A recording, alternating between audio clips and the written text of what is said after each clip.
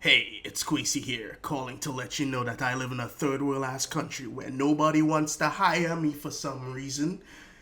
So I need you to hit that subscribe button and like so I can get to 1,000 subscribers, get this channel monetized. Think about it like this: if this channel was monetized, you would be getting a ton more videos, because just like majority of the human population, I'm willing to do a lot more as long as it have money at the end. Pause. Anyways, enjoy the fun of the video.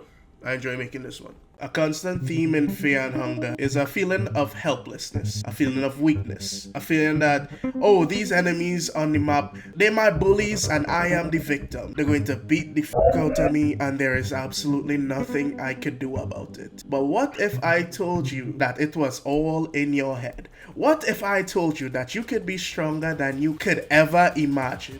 What if I told you that there are skills in this game that could absolutely trivialize it? Well, that is today's topic. Today we'll be discussing 6 skills that make Fear and Hunger to Termina a cakewalk, a frolic in an open field, a drive through the suburbs. Started off with necromancy, or as I like to call it, Arise. necromancy is pretty much self-explanatory. You can raise zombies from the dead. Now, why would raising zombies from the dead make Fear and Hunger too easy? Well, you see, one of the strongest things that you can have in Fear and Hunger is party members. Multiple party members, a matter of fact. And the benefit of having these multiple zombie party members would be to take hits for you and to randomly, just hit people in the head and just one-shot them. Because for rules, you don't hit the head, they die majority of the time. The zombies will never actually stack up compared to an actual character in the party. But that is not what they're here for. They're not here to be heroes. They're here to be useful. They're here to be fodder standing between me and my enemy one-shotting me, which is very useful in Fear and Hunger 2 Termina. You can unlock necromancy by simply having tier 1 affinity with Grogeroth, which you can attain by, drawing his symbol at the correct circle and sacrificing your least favorite character. Or you can go and kill Samari, learn blood sacrifice, and chop yourself up. Or you can just pick Marina because she starts out with it. Next on the list we have Greater Occultism, a skill which allows you to start the fight with 2 rev points already in your pocket. Now, I don't know if you know how busted that is. You probably don't, considering that you're watching that video saying these skills will make the game easy for you. But 2 rev points is the equivalent of being able to start a fight off with a nuke. 2 rev points will allow you to be able to cast almost any spell in the game on your first turn. If you plan to go down the magic build path in this game, Greater Occultism is a must, and it could be easily acquired by simply killing Marina and absorbing her soul, something that I do on damn near every playthrough. I know these Termina characters hate me. Next skill on the list would be Engrave. It's a skill that is allow you to engrave a god symbol on your face. None too crazy, each symbol giving you a different stat boost in some way or shape. But there is one symbol that trumps all. There is one symbol above the rest that makes all the other symbols seem practically irrelevant. I gotta be real with you. And that is the sigil of the God of Fear and Hunger, which increases your agility by +5. Meaning you'll have a faster turn speed. And you might be saying now thinking, it's just a little faster turn speed, it ain't anything too crazy.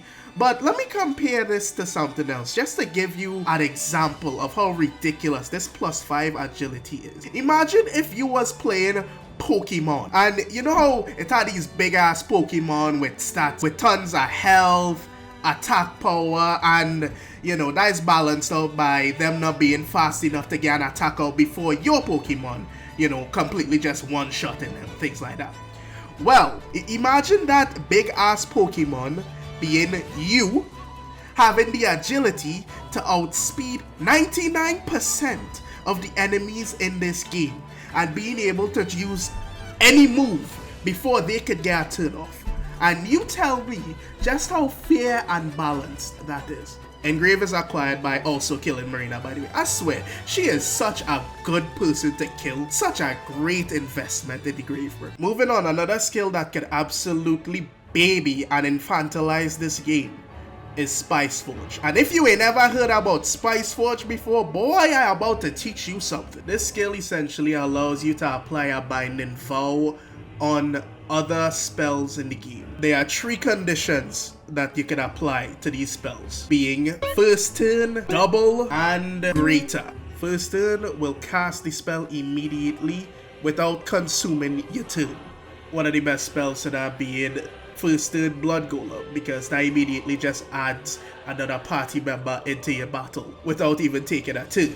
Meaning you can attack and get that spell off, you can cast another spell, assuming that you have the rev points to pull this off, which is why you should invest in that greater occultism. Hint hint. Double, self-explanatory, it is literally just do 2 of the same spell, and greater decreases the bind necessary to cast the spell.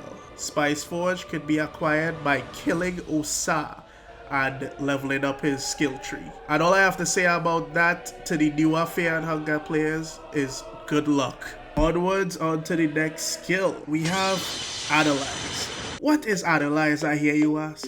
Adeliz is an ability that allows you to, well, analyze your enemy, producing their weak point. Alright, bro, I do not have any footage of Adeliz in play, and I can't find any online, so I'll just give you a rundown here in MSP. There's you, there's the enemy right here, a Fear and Hunger enemy, you know, he had the dick out and everything, just like every other one.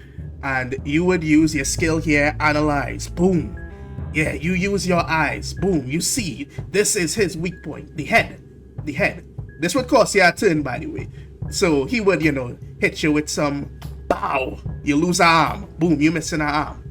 Right, so next turn it would be, boom, his head is exposed, you can't miss. So then you would use attack over here, and you'd be able to get basically a guaranteed headshot, killing the enemy, and, you know, victory.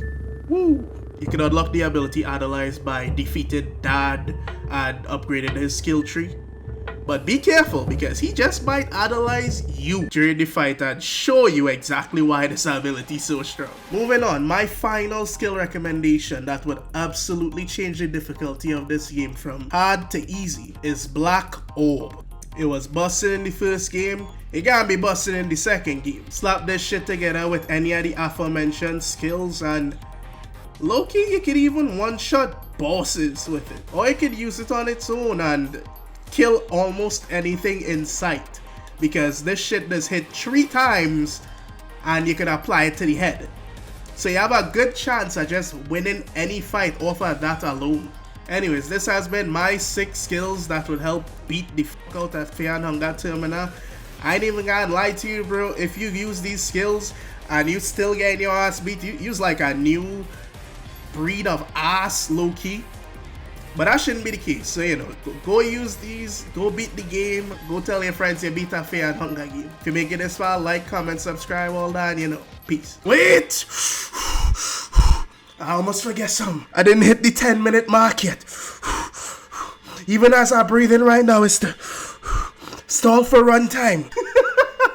I swear, I have zero shame, bro. But you know how it is on this channel. We upfront and honest. Let me give you one more skill that will absolutely body this game. This one, you're gonna have to do a little prerequisite to unlock it. Nah, it's a lot harder than the ones previously mentioned, you know, you would just have to kill a character. For this one, you're going to have to beat the game. Yeah, I mean, there is a spell in this game called Red Arc. And let me tell you something about Red Arc. Red Arc is the only spell in this game, I believe, that has a 100% chance of hitting. Just like me with the Fear and Hunger content, you feel me? Anyways, but yes, that means that with this spell, you can apply it to any part of your opponent's body, and it would be a guaranteed hit. Imagine as if you just opened a domain on your opponent. They just have to hold that. So you can imagine if you was to apply it to, let me say, your opponent's skull. Yeah, that means you will have a guaranteed headshot, which will literally just kill like 70-80% of the monsters in this game. So, you know, go have fun with Red Arc after you beat the game and unlock it. Good luck.